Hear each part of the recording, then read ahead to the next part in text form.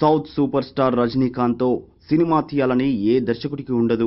ఏ భాషలో దర్శకుడికైనా ఆయనతో సినిమా తీయడం ఒక డ్రీమ్, ఒక అచీవ్మెంట్. ఈ తరం కుర్రాలని కూడా తన మేనరిజమ్స్తో మెస్మరైజ్ చేయడం ఆయనకు మాత్రమే చెల్లింది. అలాంటి సూపర్ స్టార్తో రాజమౌళి లాంటి టాప్ డైరెక్టర్కి సినిమా తీయాలని ఉండడం సహజమే. మరి ఆయనతో ఒక సినిమా చేసే అవకాశం వస్తే రాజమౌళి ఎలాంటి ఇతివృత్తాన్ని ఎన్నుకుంటాడు?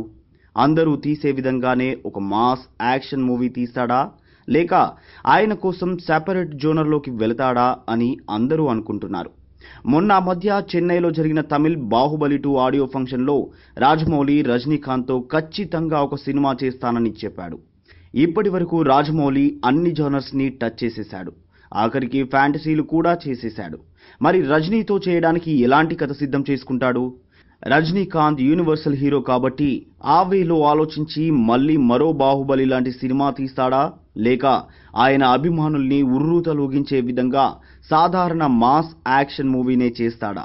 ఏదేమైనప్పటికీ ఇప్పటి కుర్రోళ్లతో రికార్డ్ కలెక్షన్స్ కురిపించే సినిమాలు చేస్తున్న రాజమౌళి సీనియర్ హీరో అయిన రజనీకాంత్తో, పైగా సౌత్ సూపర్ స్టార్తో సినిమా చేస్తాడనగానే దానికి చాలా క్రేజ్ వచ్చేసింది.